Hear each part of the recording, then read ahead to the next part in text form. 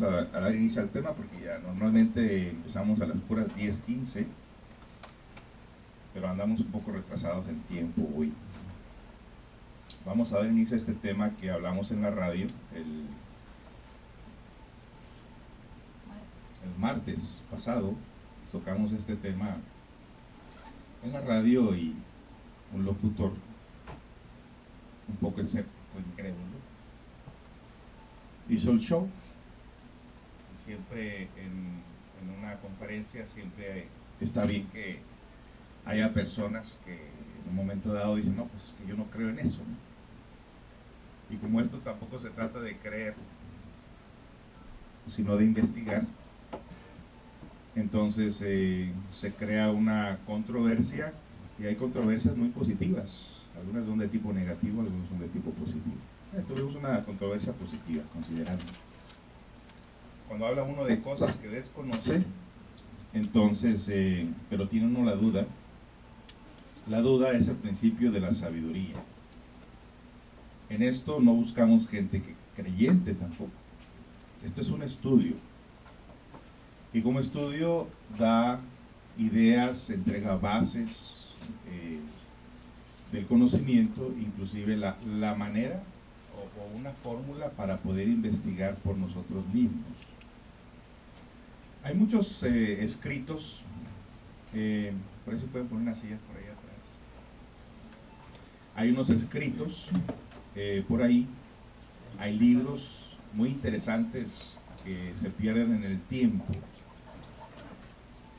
Estos libros, cuando llegan a nuestras manos, nos enseñan que el conocimiento en el pasado estaba conectado y que todos tenían la misma finalidad, lo cual era darle a la humanidad a conocer realmente el porqué de la vida, el porqué de la existencia.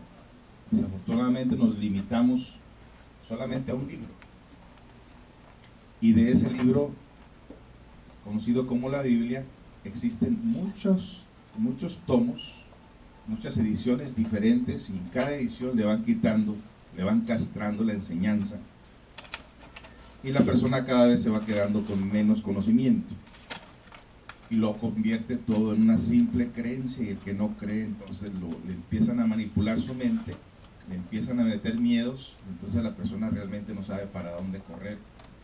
Pero nosotros en este estudio somos investigadores, y tenemos plena libertad de investigar, pero siempre que esta investigación nos lleve a nosotros a ir conociéndonos cada vez más el porqué de la vida, el porqué de la existencia. La vida se mueve de diferentes maneras. Este cuerpo físico que tenemos, que vemos todos los días ante el espejo, es un cuerpo físico que en cierta manera va a morir en algún momento de nuestras vidas. Lo más interesante es saber la vida que está dentro de este cuerpo, la vida que continúa y continuará después de la pérdida de este cuerpo. El cuerpo sólido, hay cuerpos energéticos, entre estos el cuerpo vital. El cuerpo vital, fíjense que ni siquiera es tridimensional. El cuerpo vital es un cuerpo que pertenece a la cuarta dimensión. El cuerpo astral, el cuerpo de los sueños, ese con el que soñamos poquitito antes de llegar aquí, regresamos a este cuerpo, nos levantamos. Ese cuerpo pertenece a la quinta dimensión, a la dimensión de los muertos. Posteriormente tenemos un cuerpo mental, y ese cuerpo mental también pertenece a otra dimensión, así sucesivamente. Y lo más interesante de todo eso es que tenemos una esencia dentro de nosotros. La esencia o la conciencia en el fondo de nosotros. Resultaría maravilloso que nosotros supiéramos utilizar ese vehículo, ese cuerpo, así como nosotros usamos estos vehículos de la mente, el cuerpo de los sueños, el cuerpo físico, el cuerpo vital, pudiéramos nosotros usar la conciencia para las investigaciones. Y ahí precisamente el porqué de estas conferencias, porque una persona puede llegar a utilizar ese vehículo o esa conciencia para poder investigar. Mientras nosotros desconozcamos ¿Cómo se trabaja esto? Pues lo único que contamos nosotros para la investigación son los sentidos sensoriales. Y nuestros sentidos sensoriales son tridimensionales. O sea, están hechos aquí en este mundo y para este mundo. Se necesita crear conciencia, utilizar otros vehículos, así como los científicos se las ingeniaron para hacer un aparato y irse a parar a la luna. Que por cierto, tanto dinero que cuesta eso, ¿no? Y nomás para ir a la luna para darse cuenta que no era de queso y que no está habitada. Nosotros utilizamos otros vehículos, que no necesariamente ustedes tienen que tener un aparato externo para poder investigar. Pero bueno, eso ya es hablar de cosas demasiado avanzadas. Lo que nos interesa en esta ocasión es enseñarles a ustedes una ley cósmica universal que ha existido a través del tiempo en diferentes culturas. La ley del karma, la famosa ley del karma, que se utiliza ya en todo momento. Una persona está sufriendo y dice, oh, estoy pagando karma. ¿Por qué? ¿Cómo se conoce esta ley? Pues la palabra karma significa ley de causa y efecto. Lo que me decía el locutor de la radio, pero ¿por qué usar el karma? ¿Por qué no usar justicia divina? Bueno, justicia divina, como queramos, no importa el término. La realidad es que existe la ley de causa y efecto. Si nosotros agarramos una pelota, la tiramos con fuerza hacia la pared, esta rebota y se regresa con la misma fuerza con la que nosotros la hemos tirado. La causa es la mano que agarra la pelota y la tira contra la pared, y el efecto que hace el golpe de la pelota en la pared rebota en la pared, se regresa con la misma fuerza. Causa y efecto. No existen efectos sin causas ni causas sin efectos. Entonces, vamos a relacionar estos términos en la cuestión de salud, dinero y amor. Tres cosas muy interesantes. Había por ahí una canción en el pasado que se llama Salud, Dinero y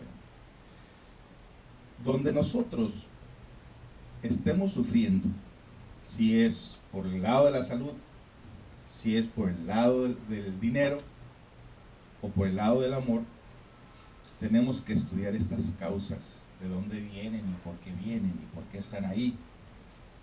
Siempre darnos cuenta dónde comenzó todo, dónde se comienza a distorsionar nuestras vidas, dónde comienza el sufrimiento de nuestras vidas.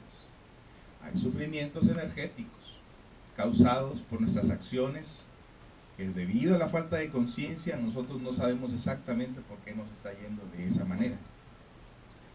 Pero con la técnica de la autoobservación y el autoconocimiento nos podemos dar exactamente cuenta de dónde viene esto. Ahora, mucha gente se torna muy incrédula porque dice, ¿y los niños qué culpa tienen? Los niños, ¿por qué tienen que nacer con deficiencias? Los niños, ¿por qué algunos nacen y a unas horas están muriendo?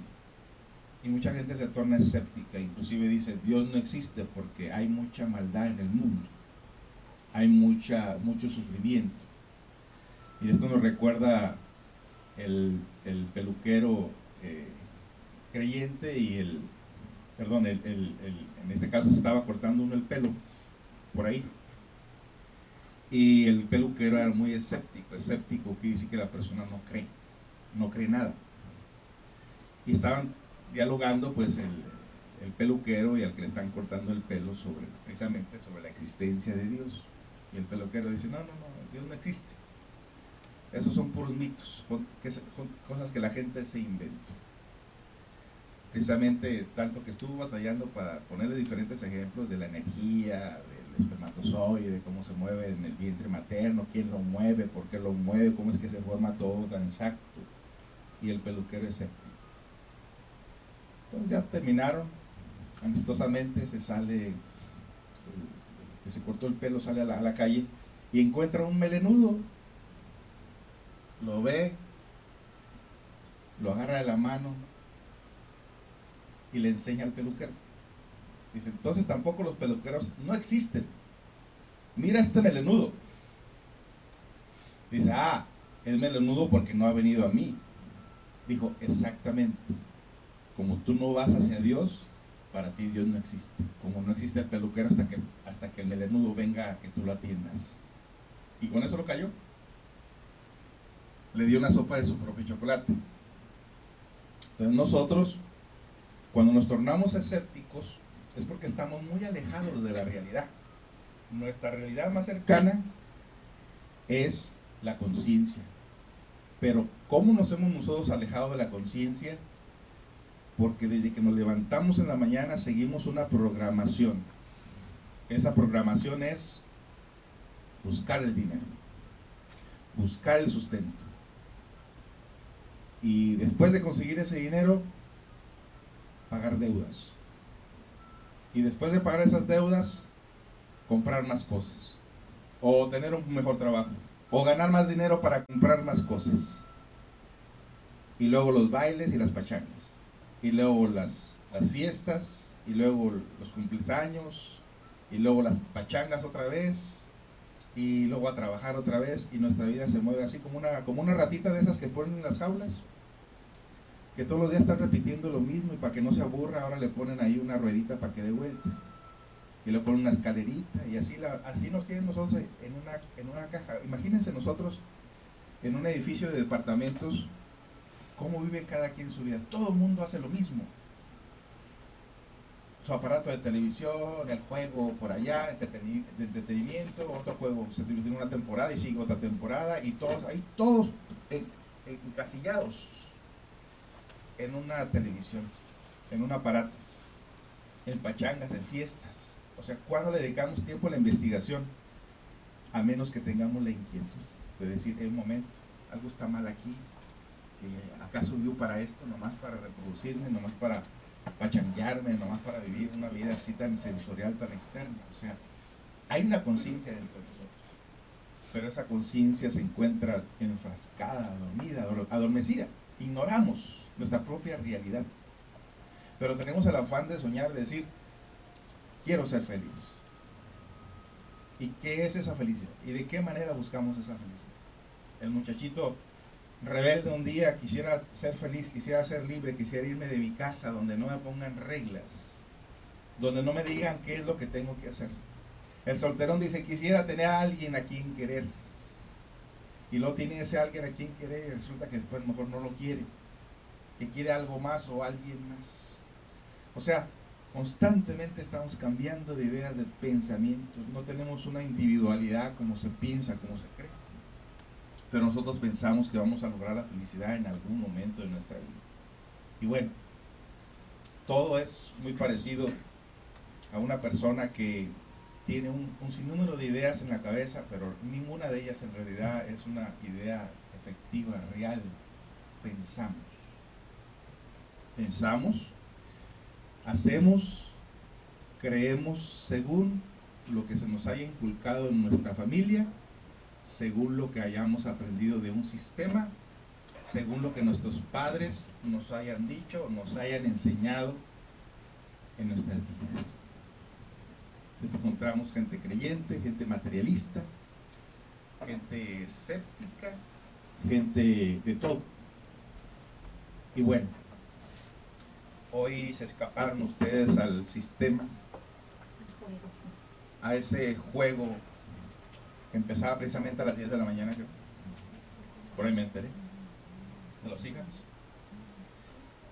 Qué bueno, porque todo eso precisamente lo usa el sistema para tener controlada a la humanidad. Y nosotros tenemos que hacer la diferencia, tenemos que hacer algo diferente con nuestras propias vidas. No, el propósito de la existencia no es solamente reproducirnos, no es solamente pachanguearnos, no es solamente sufrir o soñar en una felicidad que nunca llega. Yo conozco gente, precisamente venimos de California, y cuando uno visita a su gente de California, sus conocidos, sus vecinos, en aquel entonces, cuando se le invitaba a estos estudios Decían, no, es que yo quiero tener un negocio, no, es que yo quiero tener una casa, después tenían 5 casas, no, es que yo quiero esto y esto. Y vas y los encuentras ahora enfermos, sin dinero y sin aquello que ellos pensaban que los iba a hacer felices. Y nos da tristeza porque pues ahora estas personas se encuentran enfermas, más complicadas, más endeudadas, más cansadas, más viejas, y no han logrado lo que ellos creían que les iba a dar la felicidad. O sea, no pasó realmente nada a favor. Bueno, esa es la causa y es el efecto. Lo que nosotros hayamos creado, cultivado, eso mismo cosechamos. Y si no tenemos nada, es que no cosechamos nada. Pero todo esto puede servir de experiencia para una persona darse cuenta que lo que piensa, lo que siente, no es exactamente lo que debe de ser. Ley de causa y efecto. En el Asia, la mayor parte de las personas tienen esta ley como el pan diario de cada día. Los asiáticos, no todos, ¿verdad? Pero la mayor parte de los asiáticos luchan por abrir la mente interior. Su disciplina precisamente se basa en tener dominio de la naturaleza inferior, de la naturaleza inhumana, con la intención de hacer una conexión con la parte consciente para recordar vidas. A ver, esto sí, no sirvió el...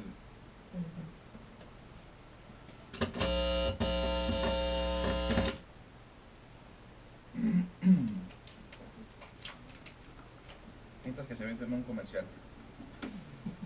Coca-Cola. ¿Qué? ¿Qué La de dijiste? Coca-Cola, bebida refrescante. Mira, en vez de decir un té de tilo para los nervios, para el coraje.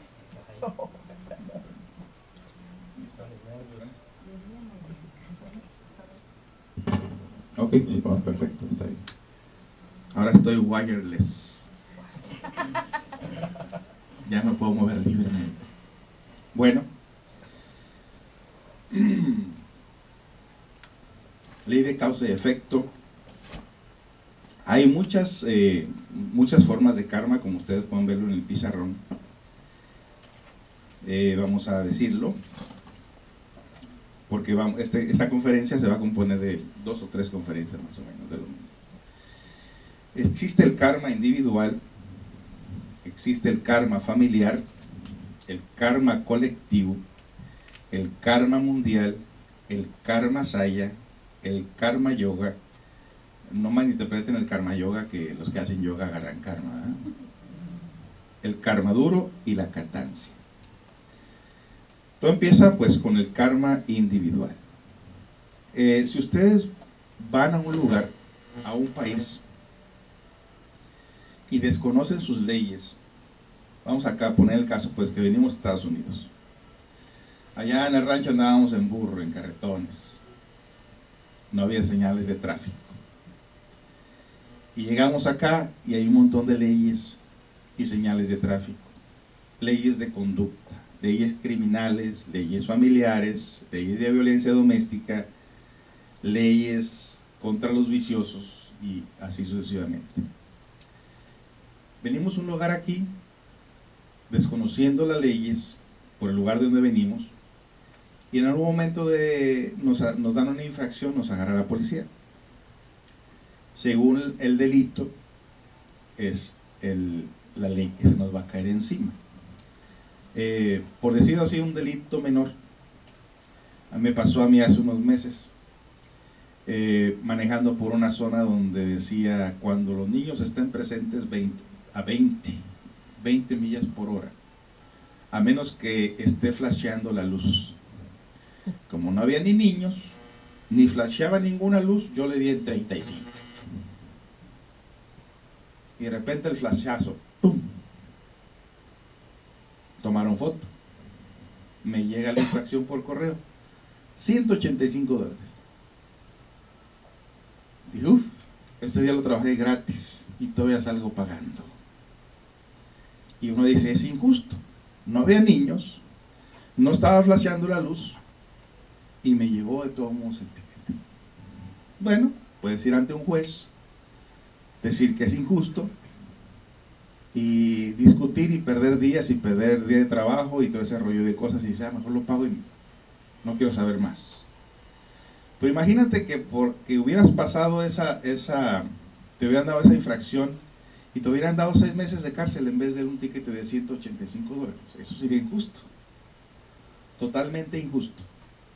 Entonces nosotros vemos las leyes de la tierra que según la causa será el efecto.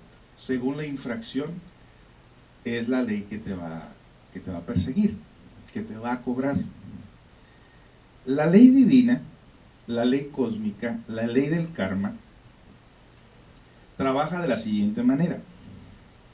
Como tenemos una conciencia en el interior, en el momento en que nosotros cometemos una falta, queda registrada, inmediatamente queda registrada la falta en un lugar que se llama los registros akáshicos de la naturaleza.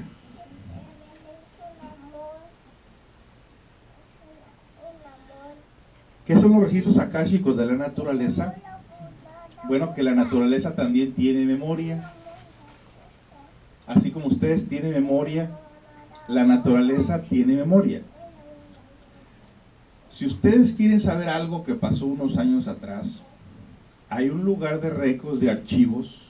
Las bibliotecas tienden a tener mucha información de esto. Si ustedes se involucraron en un accidente o vieron un accidente y de alguna manera quieren saber más al respecto, la misma biblioteca tiene archivos. Usted simplemente lleva la fecha, el periódico, y sacan esos archivos y pueden leer la noticia. O sea, la misma naturaleza, el mismo sistema tiene archivos. Nosotros nos para la policía, meten nuestro nombre, nuestro seguro social y sale todo el expediente de lo que hemos hecho en este lugar, en este país. La ley del karma tiene archivado lo que hemos hecho no solamente en esta existencia, y aquí es donde entra la controversia con lo que somos nosotros los occidentales, porque nosotros los occidentales, como les digo, somos tan materialistas, vivimos una vida tan programada que no luchamos por tratar de saber más de nosotros mismos. Y los orientales se dan el lujo de activar ciertos sentidos en el interior para poder recordar sucesos de otro tiempo y de otra vida.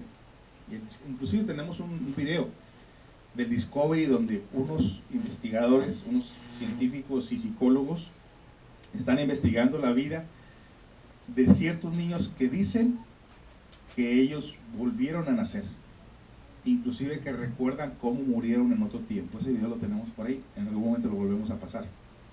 O sea, un niño cuando está pequeño, antes de que este niño sea programado, trae remembranzas de la vida que le acaba de pasar. O sea, tiene todo bien fresco en su memoria. Por ahí hay una niña pues que está aquí entre nosotros, que decía que su papá no era su papá y que ella venía de otro tiempo, y lloraba cuando recordaba ese tiempo, esa niña. Y todos nosotros, cuando quisiéramos recordar algo, existen fórmulas para poderlo recordar, y aquí es donde entra la controversia. En este caso no se necesita creer si existió una vida o no existió. Con las prácticas que se dan, la persona es como una cinta que se conecta, es nuestra película, a recordar eventos y casos de nuestra vida de otro tiempo. Hasta la misma meditación lo hemos hecho. Hace unos años atrás llegaba una mujer que todo en la vida le iba mal, nadie la quería, le daban la espalda, se separaba y le iba mal con otra persona. Últimamente después vivía con un veterano de la guerra de Vietnam y le iba como en feria a la mujer. O sea, estaba con un hombre traumado, acomplejado, y la persona nomás no se le mejoraba la vida. En una meditación esa señora le dije, pregunte por qué le está yendo así, pregunte por qué sufre, le dije. Y en esa meditación la persona, no al momento, pero a los días, la persona logró conectarse con cierta memoria del pasado.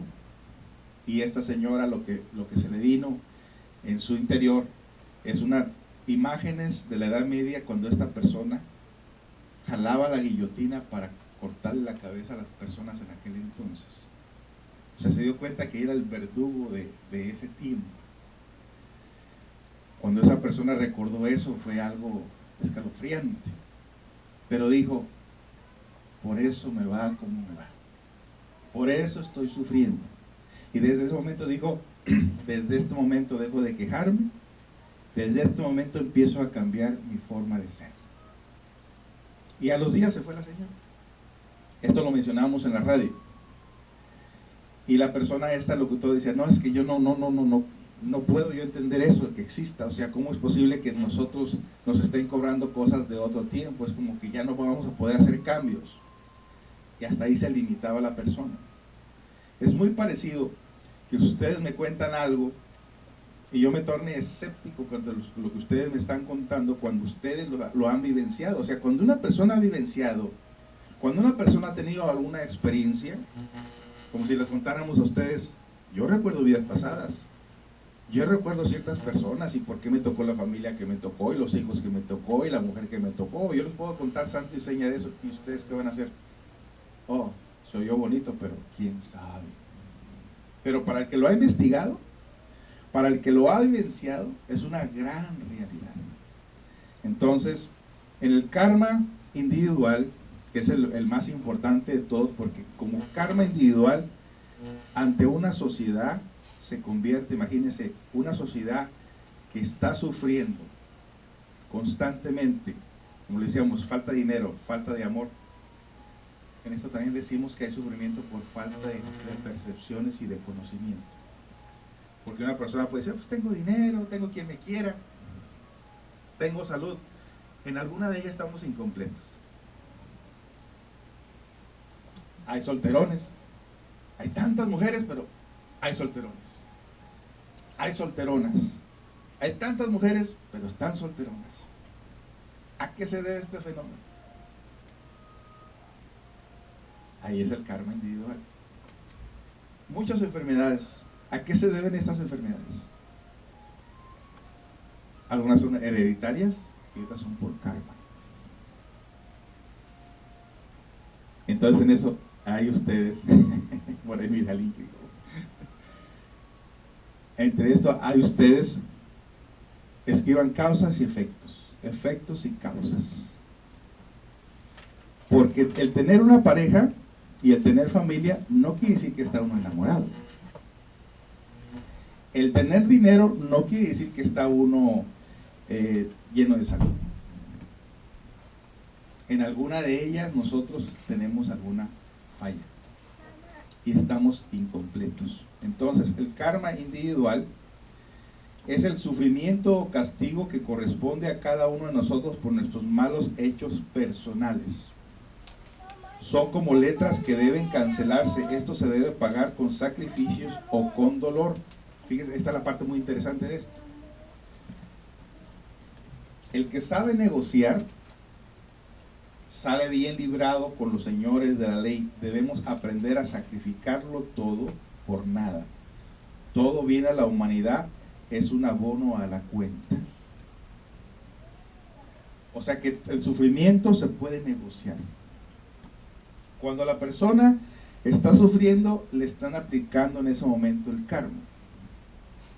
O sea, la persona está pagando con dolor, como lo hacían las personas en el pasado, que iban de un lugar a otro de rodillas, precisamente en los días de Semana Santa o en los días de la Virgen. Y había algunos que hasta se golpeaban la espalda, o sea, se causaban dolor a sí mismos. Esa es una manera muy fuerte, muy horripilante de pagar karma, pagar con dolor. Pero hasta este momento no sabíamos nosotros que se podría negociar el karma. Y para negociar el karma, pues tenemos ahí en el pizarrón una balanza, dos platillos de la balanza. En una balanza están las malas acciones y en otro lado de la balanza están las buenas obras. Ahí es donde el platillo, en la manera que el platillo esté inclinado, es de la manera que nosotros nos va a ir aquí en este mundo.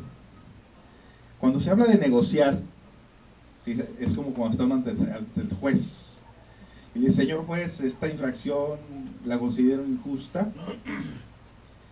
En realidad le explicas tus razones y el juez dice: lo siento, o tiene razón. O sea, depende del juez que te cobre la multa, o te la reduzca, o te diga de plano que digas: tú sabes que no tengo ni un 5. Dice: bueno, entonces paga con servicio a la comunidad. Ustedes han de mirar en ocasiones en los freeways que andan un grupo de personas recogiendo basuras de ahí. Muchos de ellos están haciendo servicio a la comunidad porque no pueden pagar por sus infracciones. Entonces ahí el karma es negociable. Cuando ustedes reconocen la falta, entonces dentro de uno mismo, cuando estamos sufriendo, ¿a poco uno dice: Dios mío, ayúdame a salir de esto? O Dios mío, perdóname por lo que he hecho. Y existe ese perdón, pero tienes que pagar de alguna manera.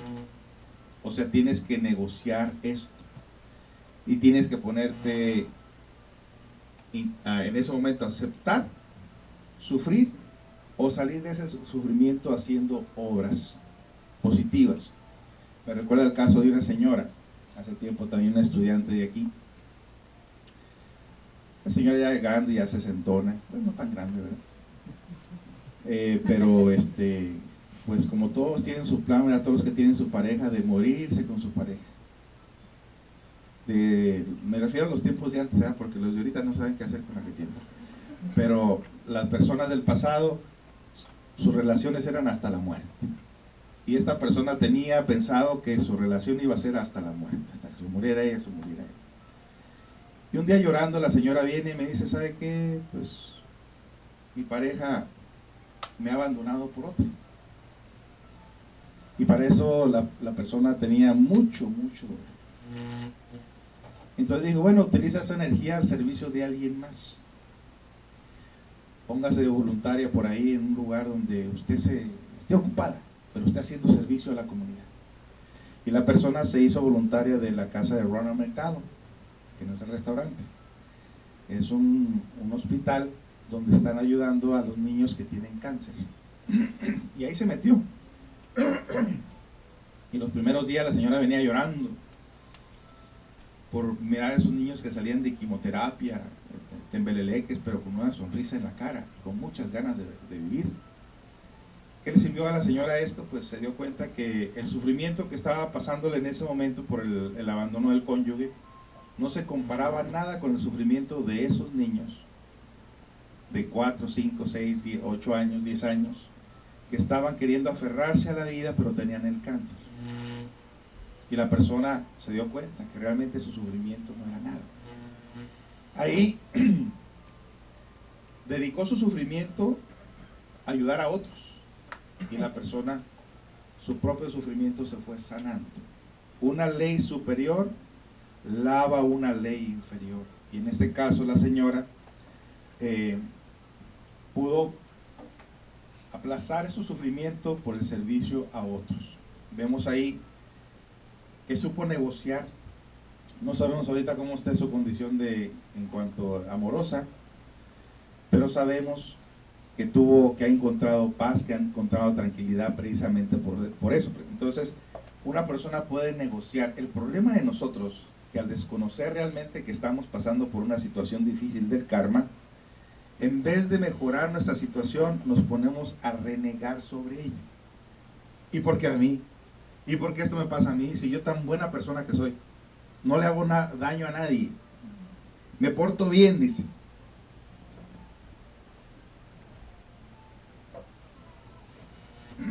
O sea, la persona no recuerda. Pero el Cristo lo dijo: con la vara que midas serás medido. Entonces, aquí lo importante de este tema sería encontrar la causa del sufrimiento y negociarlo. haciendo obras buenas.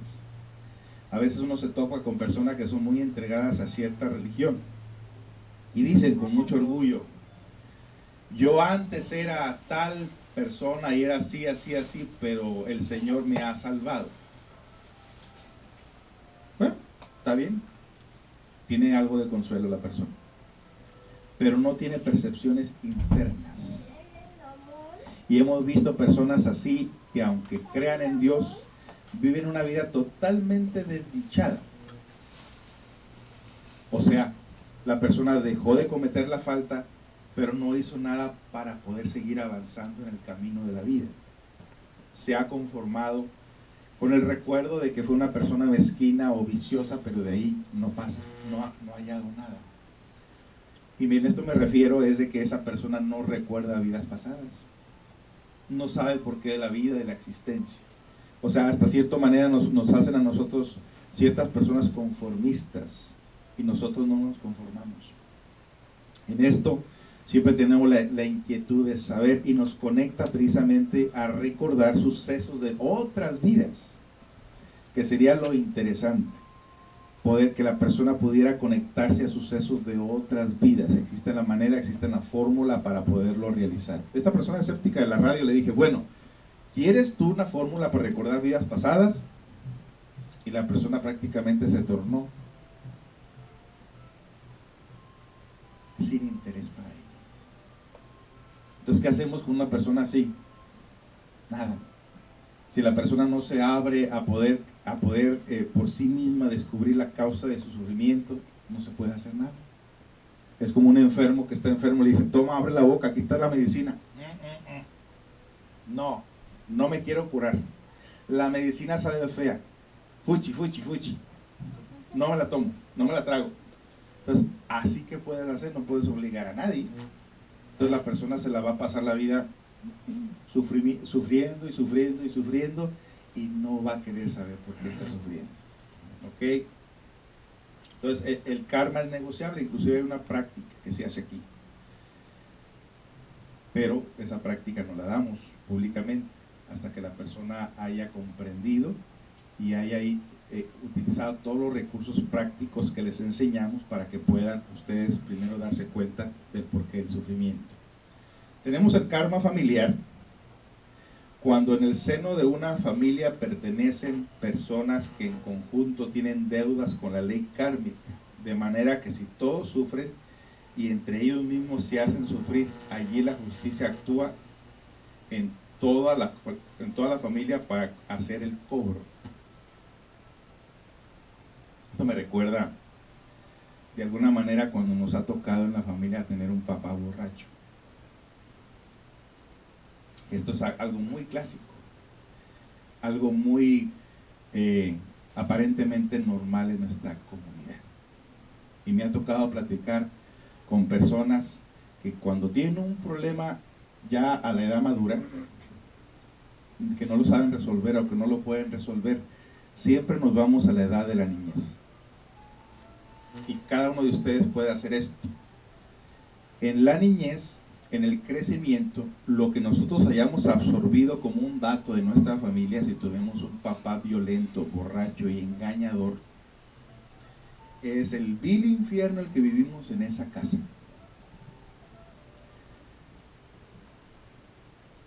¿Quién no ha experimentado eso o quién no ha visto a alguien que vive de esa manera?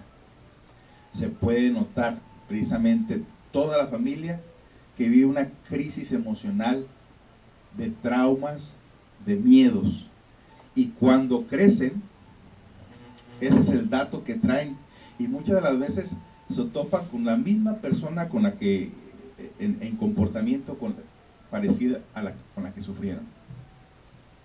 Conocimos el caso de una mujer que cada hombre que conocía, cada hombre la golpeaba. Me refiero cuando estaban ya juntos, no en la calle, imagínense. Pero esa persona decía: no sé por qué me va tan mal con los hombres. Hombre que conozco, hombre que me golpea. Machista. ¿Cuántos lleva? Ya 4. Ya cámbiale. O sea, cambia su forma de ser para que no atraiga la misma clase de hombres, porque uno es el magnetismo. Entonces, en las relaciones eso pasa muy parecido. Y cuando le pregunté, ¿cómo fue su niñez? Oh, mi papá le ponía unas friegas a mi mamá, decía. ¿Y por qué usted se topa con gente así? Exactamente, la persona atrae lo mismo que absorbió cuando estaba en su crecimiento. Entonces vemos ahí que es el nivel de ser de una persona. Hay niveles de ser y niveles de ser. Hay personas que si se mueven en ese ambiente del alcohol y de la violencia piensan que toda la vida es así, pero es hasta que esa persona hace una revolución, un cambio en su forma de pensar, de sentir y de actuar, modifica ciertas emociones o ciertos modos, porque siempre en la mujer está la fantasía de que puede transformar la vida de un hombre.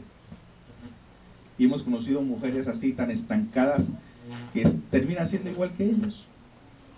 No tomaban y se convierten en alcohólicas, no eran violentas y se convierten en personas violentas. Entonces ahí es cuando también en la familia hay un karma. Lo mismo si hay un enfermo, toda la familia está sufriendo por el sufrimiento de esa persona enferma, y así sucesivamente. Esa persona está pagando karma. Está pagando karma de otras vidas y de otros tiempos, pero no sabe.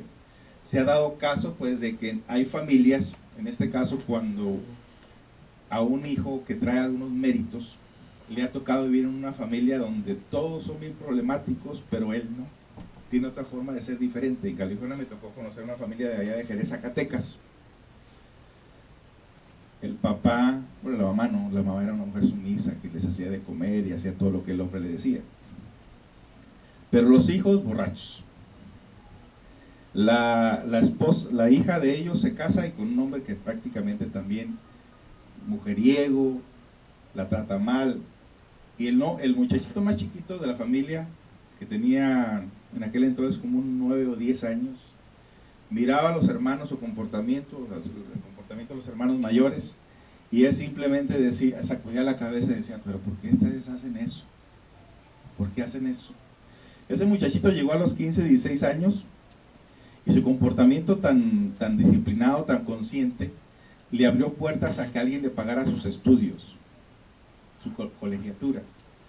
Llegó a la edad de los 18 años y se fue de su casa. Se fue. Y le fue muy bien por otro lado. Conoció por ahí un dueño de una estación de radio, el que le pagó los estudios, le dio una buena preparación al muchachillo. Y se fue. Cuando yo visitaba a esa familia en California, ese muchachito llegaba en una limusina. Traía a su chofer. Y pues ahí en el barrio bajo donde todos vivíamos, todo el mundo se quedaba viendo a ver quién llegaba en una limusina, ¿no? Pues hasta les puede rentar, no necesariamente quiere decir que tienes dinero, ¿no? Pero él llegaba en una limusina. Cuando entraba a su casa, se hincaba el muchachito y le besaba la mano a su papá y a su mamá. O sea, muy humilde, muy dentro de esos valores, pero valores que los papás no le inculcaron. Valores que él mismo traía en su interior por su forma consciente, o sea, porque ese muchachito a través de vida en vida se había agarrado de algo, de alguna forma de conocimiento. Y el hermano mayor decía, ahí viene este presumido no sé qué, que se cree la gran cosa, decía, porque el nivel de ser de los hermanos y del papá era un nivel de ser muy gacho, muy inferior, muy de tipo inferior, falta de valores espirituales, falta de valores de la conciencia. Pero él era muy humilde. Y su propia humildad, su propio comportamiento, le hacía vivir una vida totalmente diferente a la de todos de esa familia. Era el que menos sufría, era el que mejor le iba, pero debido a que tenía un porcentaje de conciencia superior y una humildad. Entonces, en este caso, vamos hablando de valores. Para que nosotros podamos empezar a encontrar el origen de nuestra vida, tenemos que practicar dos cosas. Una de ellas es la sinceridad. La sinceridad es un valor muy grande. Cuando la persona está muy cerca de la sinceridad, lo único que tiene que hacer en ese momento es reconocer lo que ha hecho en su vida. Eso es parte de la sinceridad. Sinceridad y reconocer. Utilizar la herramienta Eso es algo que a la gente normalmente no le gusta. Cerrar sus ojos y hacer remembranzas de todas sus malas acciones.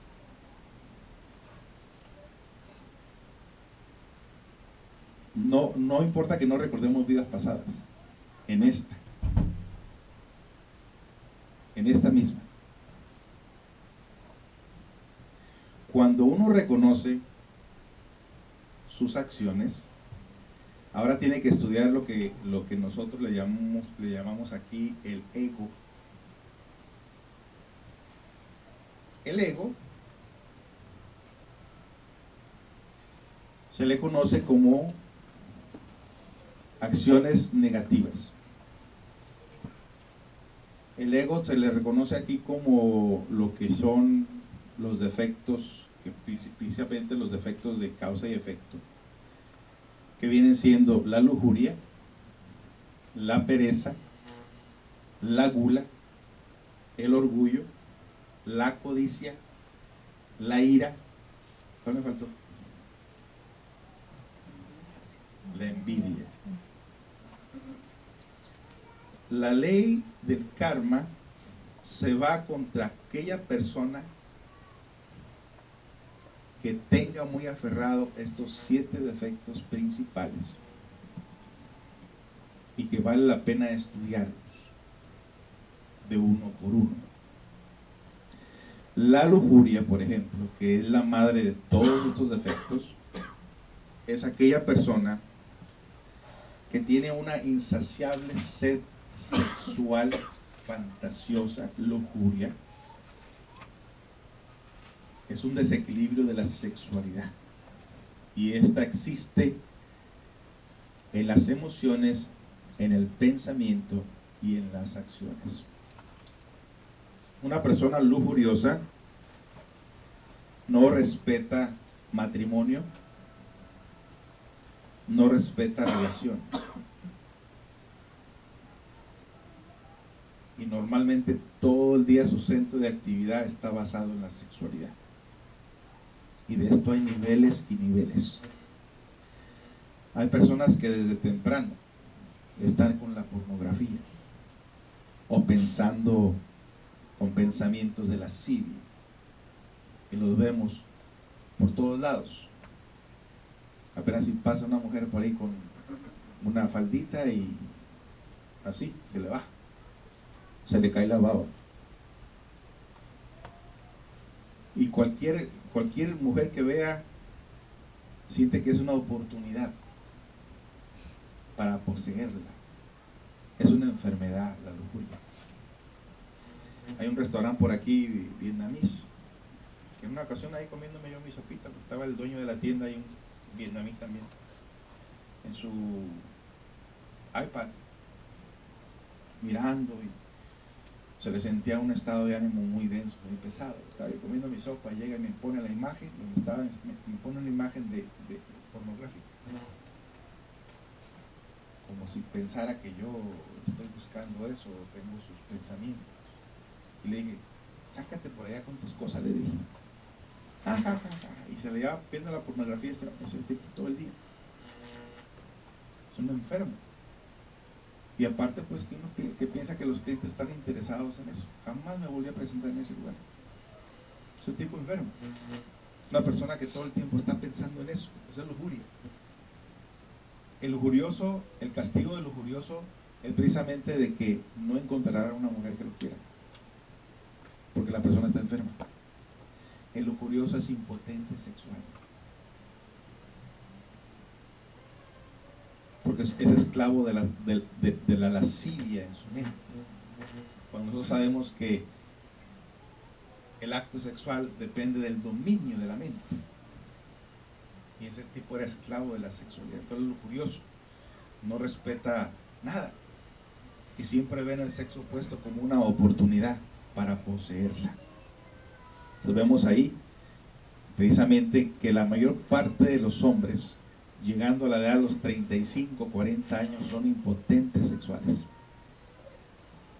debido precisamente a ese vicio de la lascivia. Entonces vemos ahí la causa y el efecto del lujurioso. El lujurioso huele feo, no lo quieren, no tiene magnetismo, no tiene virilidad. Y si no tiene virilidad, no tiene virtudes, porque virtudes viene de virilidad. Entonces vemos ahí una persona que vemos que en la sociedad se padece mucho de este problema de la impotencia sexual, precisamente porque el hombre acaba con todos sus recursos energéticos debido a la lascivia, la fantasía sexual. ¿Y qué diremos de todos los depredadores sexuales que existen en una sociedad? Inclusive pedófilos, violadores. Abunda en esta sociedad hoy en día esta clase de personajes debido a la lujuria. Lo bueno es que esto tiene remedio. Todo esto tiene remedio cuando uno sabe cómo vivir una psicología, practicar una psicología. Entonces vemos ahí la ley de causa y efecto del lujurioso. El lujurioso normalmente siempre va a estar solo, porque está enfermo, porque no encontrará realmente quien lo comprenda, quien lo quiera. Entonces vemos ahí el problema de la causa y efecto del lujurioso. Parte contraria a la lujuria es la castidad. La castidad se basa en el dominio de la mente y de las emociones.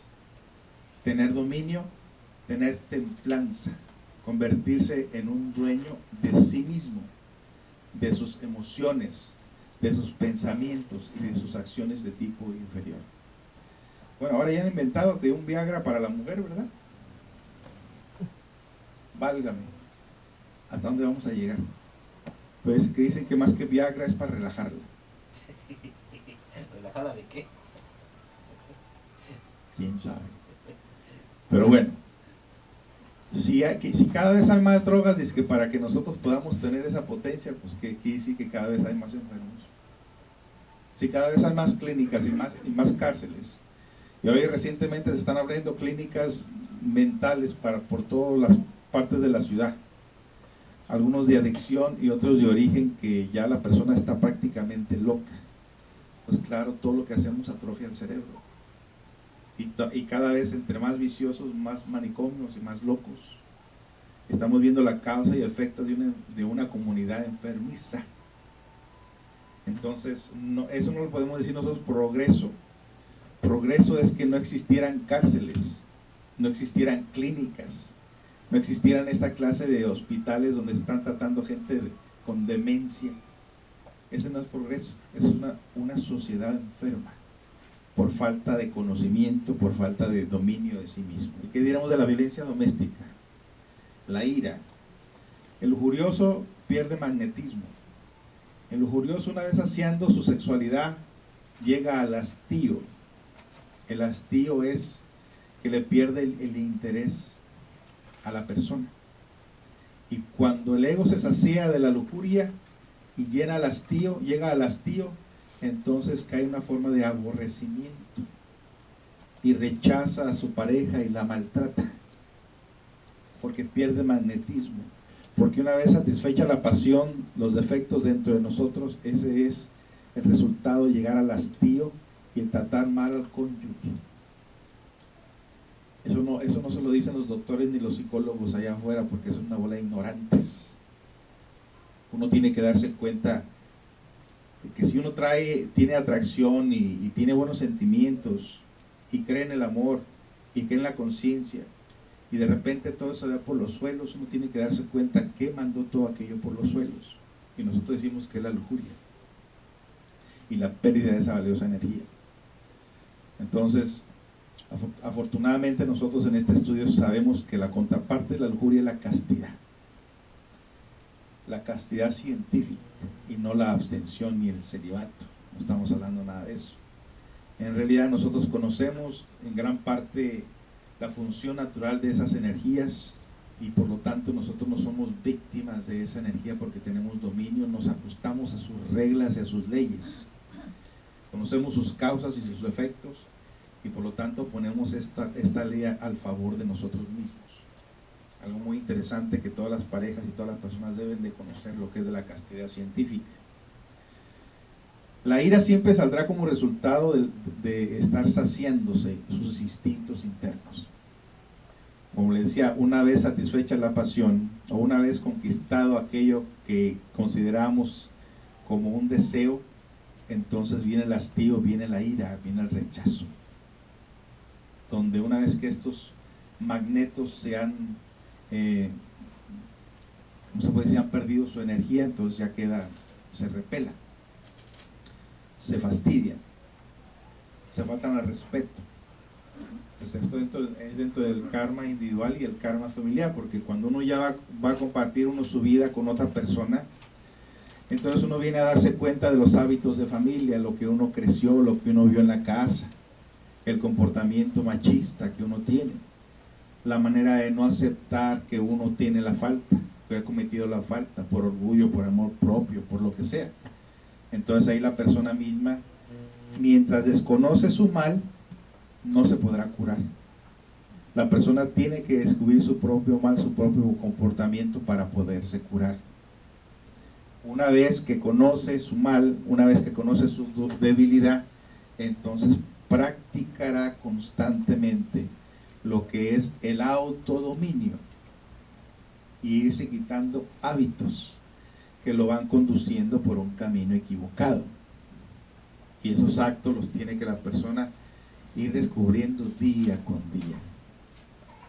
Bien, también en el karma familiar encontramos a veces que nos dan un niño enfermo y se tiene que pagar karma con ese niño enfermo, o una esposa enferma, o un esposo enfermo.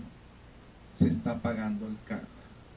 Pero todo esto se puede anular cuando se dedica uno a negociar el karma haciendo obras buenas, porque la parte contraria al karma es el dharma. Los asiáticos dicen que no se acabe tu día sin haber provocado un dharma. Es decir, que no se acabe tu día sin haber hecho obras de caridad y obras beneficiosas hacia otras personas, para que de esa manera tu platillo de la balanza no se incline en las malas obras, sino en las buenas obras. Y en este caso hay balanzas donde en un lugar ponen una piedra pesada y en otro lado ponen una pluma. Y la pluma se inclina más a favor. Esa pluma es el corazón. Y esa pluma son las obras que se hagan. Porque cuando haces una obra, en realidad no tiene peso ni valor que se le pueda uno decir que vale tanto, como cuando ayudas a una persona en una necesidad. No hay dinero que te lo pague. Entonces tu corazón es el que viene saliendo en todo caso triunfante contra el ego que llevas dentro. Entonces todos los días se dice que hay que hacer dharma. Cuando toqué en una ocasión esto en la radio, dijeron, no, si llega tu vecino y ocupa una tacita de café o de azúcar, sí, dáselo, ayúdale. No, eso no cuenta, eso no es ningún sacrificio. A mí, ¿qué me cuesta darle una taza de azúcar a alguna persona? Nada. ¿Sudé? No. ¿Batallé? No. Eso no representa nada. Eso no ayuda a nada. Es cuando tú realmente no tienes dentro de ti, que haces ese sacrificio. Este camino es de sacrificio. Cuando haces el sacrificio, algo nace en tu interior como virtud, se fortalece y también algo muere. ¿Ok? ¿Alguna pregunta sobre estos dos karmas que hemos tratado? El karma individual y el karma familiar. Lo pueden hacer en este momento.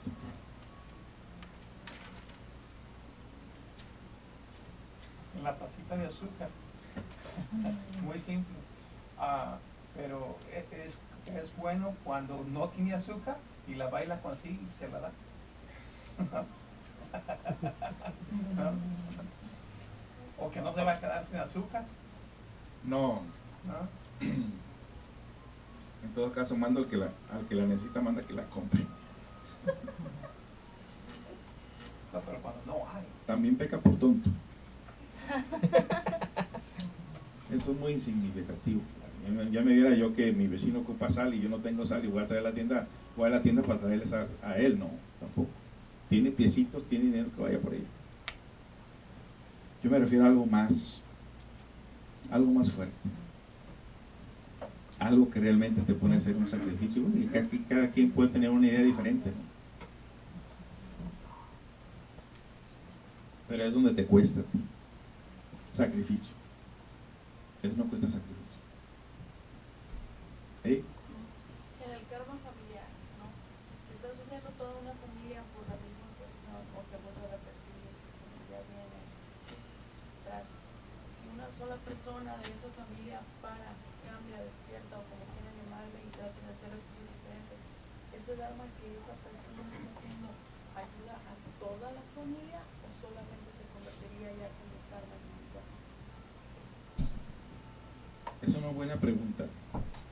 Si una persona está haciendo sufrir a toda la familia, los demás no deben de cambiar para que esa persona deje de hacer lo que está haciendo. La persona que está haciendo sufrir a la familia es el que tiene que cambiar, es el que tiene que hacer cambios. Y en este caso se ha habido casos de, por ejemplo, cuando se reconoce que el esposo o el papá tiene el problema de violencia doméstica, por decirlo así, y ya se metió un problema con el gobierno y lo mandan a terapias de violencia doméstica. La familia, si está unida y lo quiere, dice: te vamos a ayudar, te vamos a apoyar en esa decisión que has tomado en tomar esas conferencias de violencia doméstica. O sea, vamos a hacer tu apoyo, tu respaldo. Pero el cambio lo va a hacer esa persona. No puedes tú hacer cambio por esa persona, a menos que sea uno el causante de gran manera. Aunque no, yo en esto yo no digo que ninguna persona es causante de tu comportamiento, porque tu comportamiento es tu comportamiento. Vamos al caso, si tienes una pareja que es agresiva y te le pones al tú por tú, pues ya son dos los agresivos.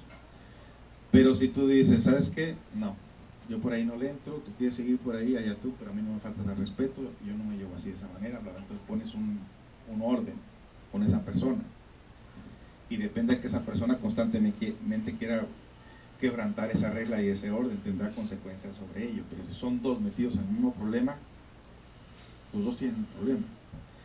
Y en este caso, el que está provocando el problema es el que tiene el dolor principal.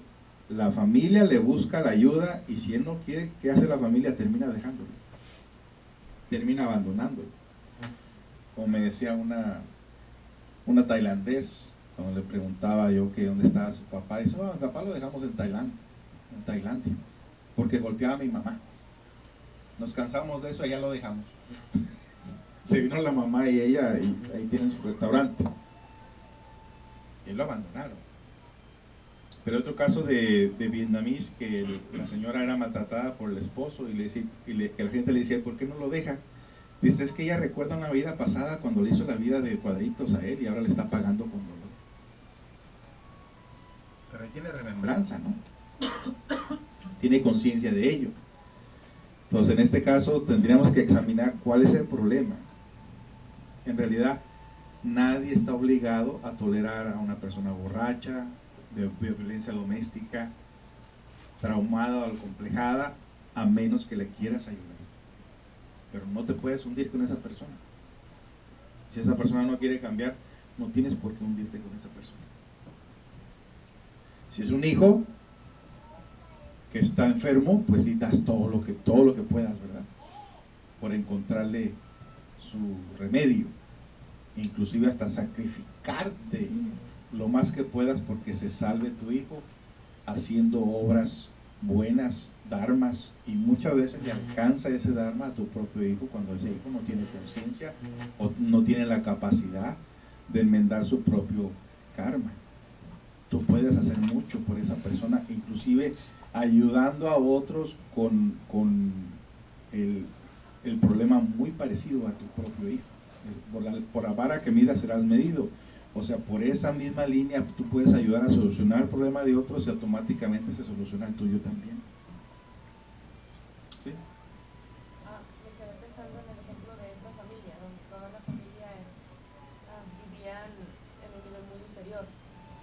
¿Alguna razón por la que allí haya nacido un hijo con otra capacidad de ver la vida con otro nivel?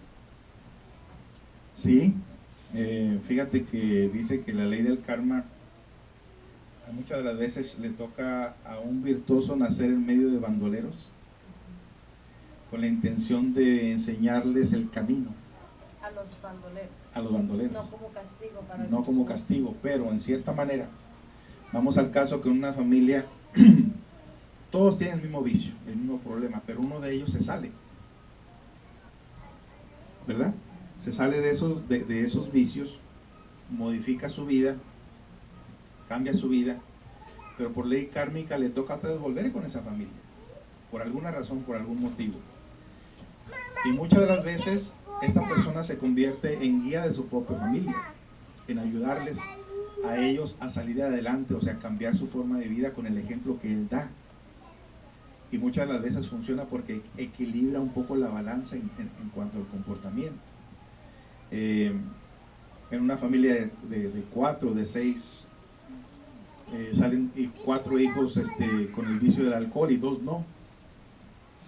Entonces, los que tienen el vicio del alcohol pueden ver la vida que llevan los que no lo tienen, y es como para ponerse a pensar, como una forma de solución, como una forma de salida.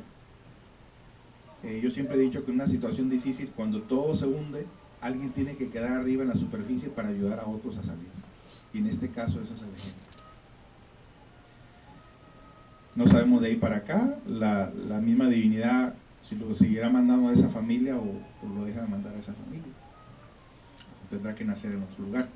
Lo que se dice que artistas nacen con artistas, bandoleros con bandoleros, ladrones con ladrones, y así sucesivamente. Pero alguien siempre es diferente, como para una forma de salida, como para ver la diferencia entre la virtud y el defecto. Y viene siendo un gran ejemplo. ¿Sí? Cuando uno nace, por ejemplo, con el papá que es muy violento o alcohólico y trata mal a toda la familia, es así porque uno también en una vida pasada lo trató mal.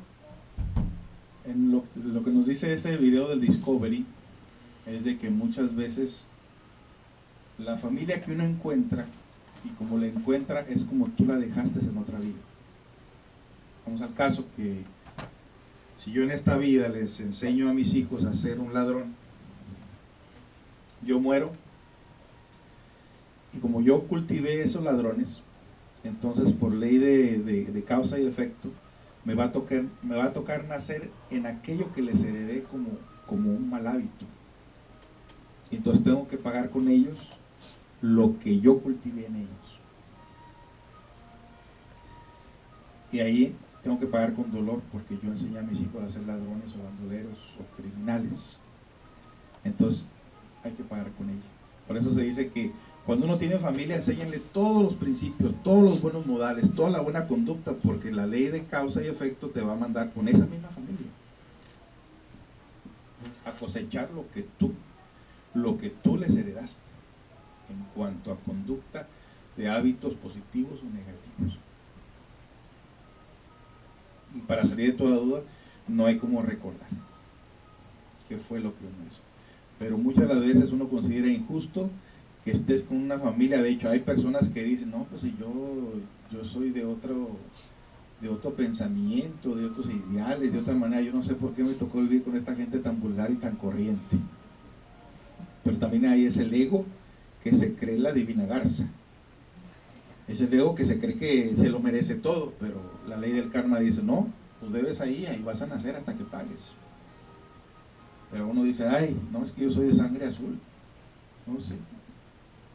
Va a estar acumulada ahí por tantos moretes. Pero una cosa que sí tenemos que tomar en cuenta es que quien estamos cerca, con quien estamos cerca y con quien estamos viviendo, estamos pagando hasta que modifiquemos conducta, hábitos y cambiemos nuestra forma de ser.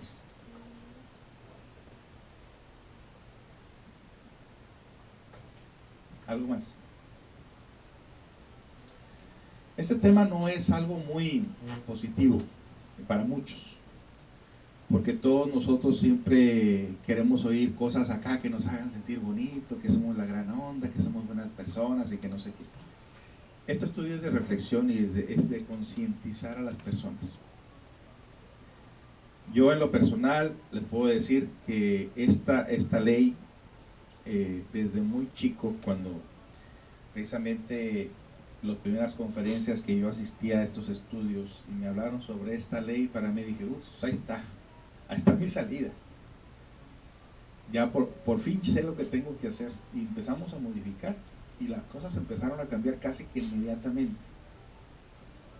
Todos los amigos borrachos, pandilleros, viciosos desaparecieron como por encanto cuando modifiqué conducta, cuando empecé a cultivar mi mente y mis emociones. Desapareció esa gente, y también salí de lugares donde ya no tenía que hacer nada con esa gente, inclusive hasta miembros de la familia que no quisieron cambiar. La misma divinidad nos puso en otro lugar, en otro terreno y con otra gente. De lo contrario, no modificamos nada, estamos en el mismo lugar y con la misma gente. Entonces cuando uno modifica, la misma divinidad te cambia de lugar. Hay de ti que sigas con los mismos hábitos de donde te sacó, porque entonces ahí, cuando uno ya sabe y uno sigue aplicando lo mismo, entonces ya es como diciendo, me vale, voy a seguir con lo mismo. Y entonces, como ahora ya sabes y sigues con lo mismo, ahora el karma se torna más fuerte contra ti porque ya lo sabes. El que inocentemente peca, inocentemente se condena. Pero el que ya sabe y continúa con sus mismos hábitos, entonces la ley se torna más fuerte contra él o contra ella. Y hay que tener cuidado con eso. ¿Algo más? ¿Alguna otra pregunta?